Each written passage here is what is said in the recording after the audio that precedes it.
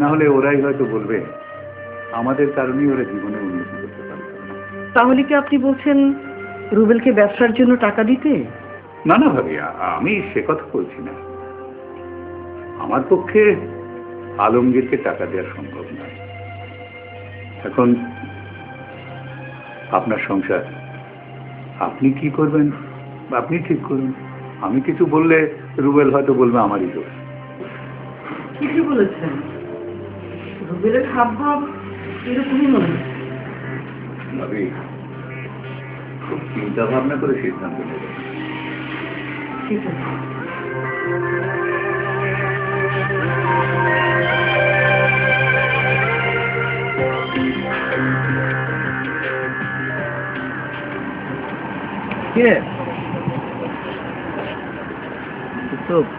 আমার জন্য কেমন একটু দৌড় দৌড় লাগতেছে রে। আরে কিসের ডর? কি যে অবস্থা দোস্ত, এই টাকাটাই আমাদের শেষ সম্বল। আমরা চাইছিলাম এই টাকাটা দিয়ে যদি ধানমন্ডির আশেপাশে কোনো একটা ফ্ল্যাট পাওয়া যেত তাহলে অনেক ভালো হতো দোস্ত। 30-35 লাখ টাকা কই পাবি রে? ব্যাংক লোন করবো। লোন শোধ করতে করতে তো জীবন শেষ হয়ে যাবে। তার চেয়ে 18 লাখ টাকা ম্যানেজ কর, আমি একদিনে দ্বিগুণ করে দেবো। কি করছিস? কিভাবে? Top secret. রসেনজিতে এক হুজুর পাইছি, একদিনে টাকা দ্বিগুণ করে দেয়। এইগুলো তো ভাওতাবাজি হইতে পারে। দূর, আমি কি কাঁচা কাজ করি নাকি? অলরেডি 2 ফ্রেন্ডের টাকা দ্বিগুণ করে দিচ্ছি। ওরা যে লাভ দিচ্ছে তাই দিতে চলতেছি। আর তুই তো আমার ছোটবেলার বন্ধু, তোরটা এমনিতে করে দেবো। দোস্ত তুই সত্যি কইতেছ? তোর কি মানে ফালতু মনে হয়? হ্যাঁ না দোস্ত, তোর উপরে আমার বিশ্বাস আছে।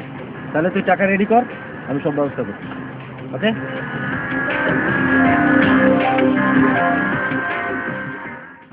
মা, বল।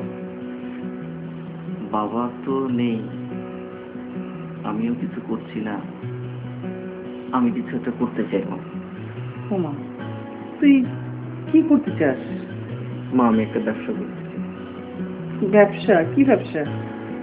আলমগীরের কাছে খুব ভালো একটা ব্যবসা আছে মা। তুমি কিন্তু খুব ভালো ব্যবসাটা কি? ওটা আমি তোমার পরে বুঝিয়ে বলবো। এই ব্যবসাটা খুব ভালো, বিশ্বাস করো। মা, ভাইয়া তো ভালো সিদ্ধান্ত নিয়েছে। আর এই বয়সে ওদের মতো ছেলেরা তো পড়ালেখার পাশাপাশি রোজগারও করছে। তোমার মেয়ে এই বয়সে যে বড় হয়ে গেছে, ওটা বিয়ে দিয়ে দাও মা। খুব যন্ত্রণা গুলজি ভাইয়াটা। আমি কেন ছোট আছি মা, বলো? আমরা তো তাই বলছি, বড় হয়েছিস, বিয়ে দিয়ে দিই। বিয়ে দিয়ে দাও। ঠিক আছে, ঠিক আছে, তাহলে এক কাজ করি, আমি আর ভাইয়ার সাথে সাথে রোজগার করা শুরু করে দিই। নো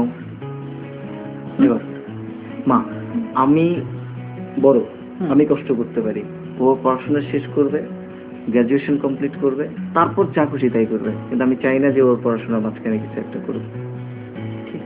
আর ব্যবসা আমি করবো, এটা কারো করতে হবে না। তুমি শুধু আমার জন্য দোয়া করো। তবে মা, ব্যবসা করার জন্য কিছু টাকা লাগবে। টাকা? আচ্ছা, আমি এত টাকা কোথায় পাবো? আমার কি কোনো টাকা আছে? শোনো মা, কি বলিস? আমি বুঝে শুনে বলছি।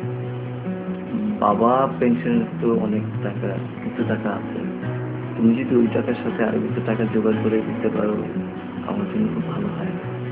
খুব ভালো ব্যবসা মা, বিশ্বাস করো। আলমগীর এত সুন্দর প্ল্যান করেছে যে আমরা দুজনেই মোটামুটি আরো কিছু টাকা কোথেকে জোগাড় করবো?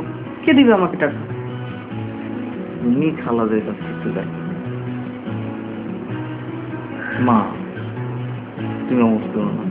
দেখো কিন্তু বাবা, আমার কথা শোনো, এতগুলি টাকা, তোর বাবা কত কষ্টের টাকা, ওই টাকায় হাত দিতে না আমার খুব ভয় করে। মা, এই যদি কোনো লোকসান হয়ে যায়?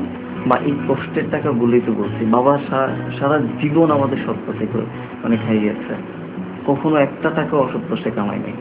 ঠিক। এই টাকা আর তোমার দোয়া যদি আমার সাথে থাকে, লোকসান হওয়ার প্রশ্নই আসে না মা। শোনো, তুমি না করো না।